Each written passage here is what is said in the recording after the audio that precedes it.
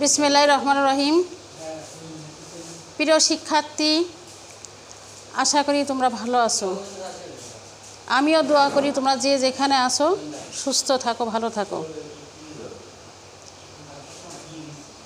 আমিও তোমাদের দোয়ায় আল্লাহর রহমতে ভালো আছি। আমি আজ নবম দশম শ্রেণীর সেই দিন এই মাঠ কবিতাটি তোমাদের পড়াবো। কি কবিতা? সেই দিন এই মাঠ।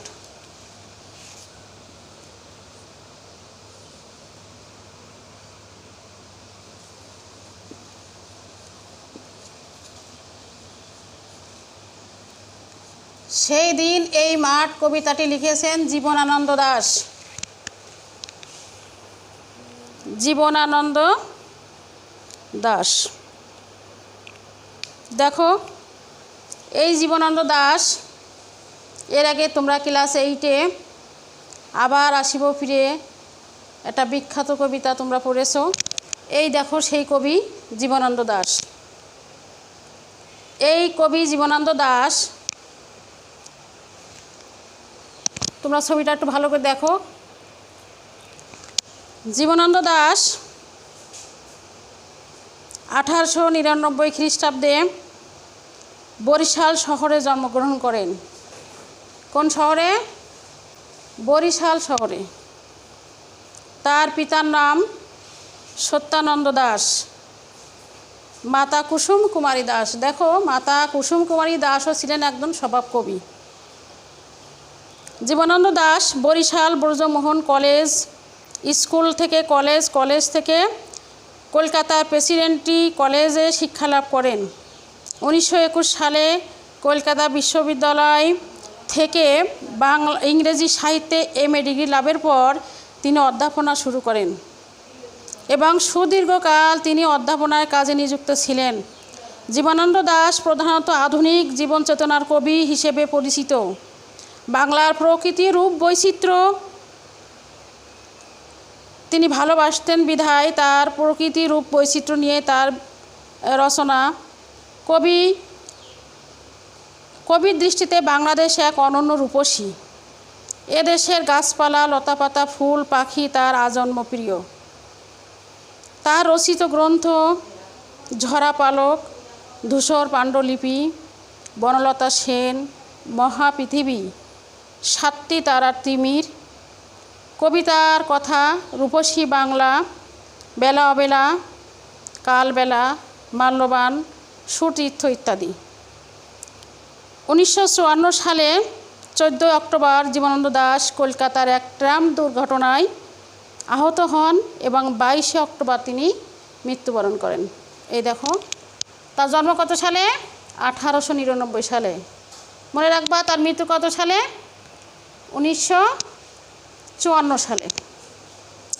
যাই হোক, এই জীবনানন্দ দাশের লেখা কবিতাটি আছে সেই দিন এই মাঠ। সেই দিন কোন দিন? প্রশ্ন থাকে না? সেই দিন এই মাঠ বলতে সেই দিনটা কোন দিন? সেই দিন দেখো, আমরা এই পৃথিবীতে সবাই জন্মগ্রহণ করেছি। কালের আবর্তে আমরা এখানে আমাদের কিছুদিন থাকা, আমরা এখানে যতদিন আমাদের আয়ু আছে সৃষ্টিকর্তা প্রত্যেকের নির্দিষ্ট একটা আয়ু রেখা আমাদের ভিতরে দিয়ে দিয়েছেন। সেই দিনের পর আমরা এই পৃথিবী ছেড়ে যখন চলে যাব, সেই দিন এই মাঠ, এই জনপদ, এই প্রকৃতি ঠিক এমনই রয়ে যাবে। চলে যাব আমি, তুমি, সবাই। কবি তোমরা জানো তো, এই প্রকৃতিকে, এই দেশটাকে এত বেশি ভালোবেসেছেন, তোমরা দেখেছো। আবার আসিব ফিরে সে বারবার এই বাংলায় মৃত্যুর পর বিভিন্ন বেশে আসতে চেয়েছেন। তো এই কবিতাটা আমরা একটু পড়ি শিক্ষার্থী। তোমরা বইতে দেখো সেই দিন এই মাঠ কবিতাটি কেমন আছে। সেই দিন এই মাঠ স্তব্ধ হবে না কো জানি, এই নদী নক্ষত্রের তলে। সেদিনও দেখিবে স্বপ্ন, সোনার স্বপ্নের স্বাদ পৃথিবীতে কবে আর ঝরে। যেদিন তিনি নিজে উপলব্ধি করেছেন, যেদিন আমি চলে যাব সেদিন এই মাঠ স্তব্ধ হয়ে যাবে না, তা উনি জানেন। এই নদী নক্ষত্রের তলে যা কিছু আছে সবই নির্দিষ্ট নিয়মে চলবে। সেদিনও মানুষ স্বপ্ন দেখবে।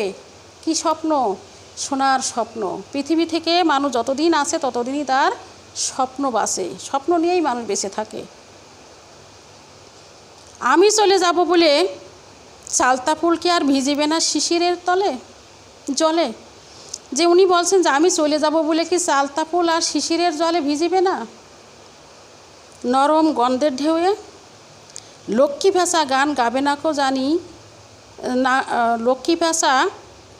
লক্ষ্মী ভাষার গান গাবে না জানি তার লক্ষ্মীটির তরে, সোনার স্বপ্নের স্বাদ পৃথিবীতে কবে আর ঝরে। এই লক্ষ্মী ভাষা তার লক্ষ্মীটির তরে যে গানটা গায় তা কি আর গাবে না? অবশ্যই গাবে, কারণ পৃথিবী থেকে সোনার স্বপ্নের স্বাদ তো আর কোনো দিন মরে না। চারিদিকে শান্ত বাতি, ভিজে গন্ধ, মৃদু কলরব, খেয়া নৌকাগুলো এসে লেগেছে চরের খুব কাছে। পৃথিবীর এই সব গল্প বেঁচে রবে চিরকাল।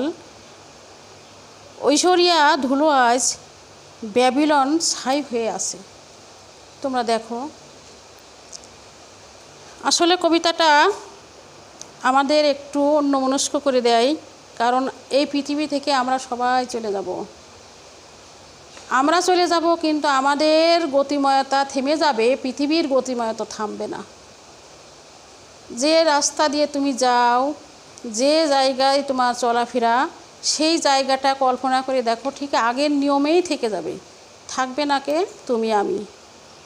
তো কবি এইভাবে বলছেন যে সেদিন এই মাঠটা স্তব্ধ হয়ে যাবে না, এই মাঠটা ঠিকই গতিময় হয়ে থাকবে, আর চিরকাল বেঁচে রবে মানুষের ভিতরে স্বপ্ন, স্বাদ, এগুলোর কোনো মৃত্যু হবে না।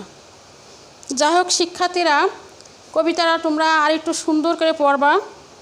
এই যে দুটো তিনটে কথা তোমাদের অবশ্যই জানা উচিত যে ঐশ্বরিয়া ধুলো আজ, ঐশ্বরিয়া যে আমরা এইটুকু মনে রাখতে পারি যে মানুষের গড়া পৃথিবীতে যে সভ্যতা সেটা কিন্তু ক্ষণস্থায়ী, কিন্তু সৃষ্টিকর্তার গড়া এই যে পৃথিবীতে যে প্রকৃতি এটা কিন্তু চিরস্থায়ী। বড় বড় এই যে দালান কোঠা অট্টালিকা, আমরা যে প্রাসাদ রাজপ্রাসাদ যা কিছু আমরা গড়ি তা কিন্তু একদিন ভেঙে চুরমার হয়ে যাবে, কিন্তু প্রকৃতির গতিময়তা কখনোই থামবে না। এই আকাশ এরকমই থাকবে, বাতাস এরকমই বইবে, সূর্য এরকমই উঠবে, চন্দ্র এরকমই থাকবে, এই মাটি এরকমই থাকবে। হয়তো আমরা এতে যদি সরাইতে পারি, তার বেশি কিছু না।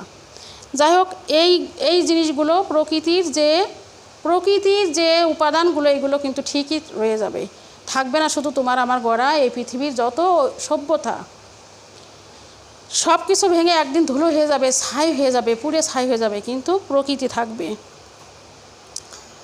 তো যাই হোক, তোমরা কবিতাটি অবশ্যই সুন্দর করে পড়বে। দুটো তিনটে শব্দের অর্থ আছে, একটু মনে রাখবে। আর মনে রাখবে যে মানুষ একদিন সবাই চলে যাবে, কারণ মানুষ তো মরণশীল। ব্যক্তি মানুষের মৃত্যুর কোলে ঢলে পড়লেও প্রকৃতি থাকে চিরকাল ব্যস্ততা, মাঠে থাকে চঞ্চলতা, চালতা ফুল পড়ে শিশির, লক্ষ্মী ফেসার কণ্ঠে ধ্বনিত হয় মঙ্গল বার্তা, খেয়া নৌকা চলে নদীগুলোতে, অর্থাৎ কোথাও থাকে না সেই মৃত্যুর রেশ। ফলে মৃত্যুতেই সব শেষ নয়, পৃথিবীর বহমানতা মানুষের সাধারণ মৃত্যু রহিত করতে পারে না। প্রকৃতপক্ষে মানুষের মৃত্যু আছে, কিন্তু এ জগতের সৌন্দর্যের মৃত্যু নেই, মানুষের স্বপ্নেরও মরণ নেই। প্রিয় শিক্ষার্থীরা, আমরা মৃত্যুকে সবসময় স্মরণ করব, আর মৃত্যুর পর আমাদের ধর্মে, আমরা ইসলাম ধর্মের অনুসারী, সব ধর্মেরই আছে, মৃত্যুর পরে আমাদের কর্মফল আমাদেরকেই ভোগ করতে হবে। তো তোমরা সবাই বাড়ি বসে শুধু অলসতার সময় না কাটিয়ে সময় মতো পড়াশুনোটা একটু করো, আর প্রকৃতির নিয়মে চলে যাওয়ার জন্য একটু চিন্তা ভাবনা করে নামাজ কালাম পড়বে, যার সাধ্যমতো ভালো কাজ করার চেষ্টা করবে। ধন্যবাদ সবাইকে, সবাই ভালো থাকো, দেখা হবে হয়তো কোনো এক ক্লাসে। তো যাই হোক, আল্লাহ হাফেজ।